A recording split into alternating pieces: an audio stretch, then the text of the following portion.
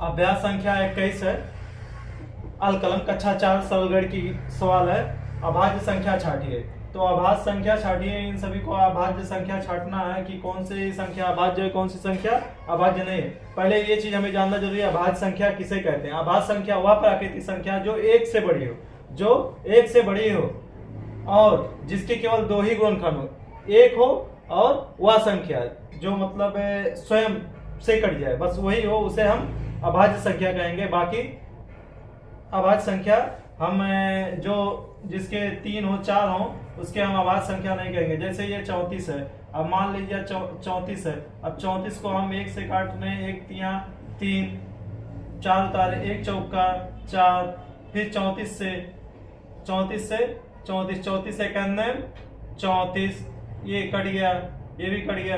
अब फिर 2 से हम काट रहे हैं, तो 2 से हम काट रहे हैं 34 को, तो 2 एक 2 कट गया, कटा नहीं, 1 बचा, 1 शेष बचा, 3 में से 2 जाएगा, 1 शेष बचेगा। फिर यहाँ पे चारों तरफ 14 हो गया, तो 2 सत्ते 14, 2 सत्ते 14।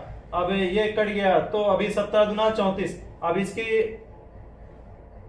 बताया है कि अभाज्य संख्या वो है जो एक हो और वह संख्या जो स्वयं हो, लेकिन इसके तो 17 भी है, 2 भी है, तो इसके 1 भी है,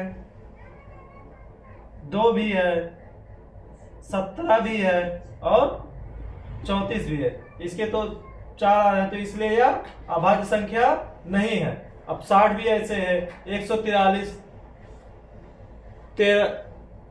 1 से भी कटेगा, 143 से भी कटेगा और 13 गुणे 11 उससे भी कटेगा। और आप बाकी देख लीजिए, 53 है, तो 53 को हम क्या करेंगे, 53 को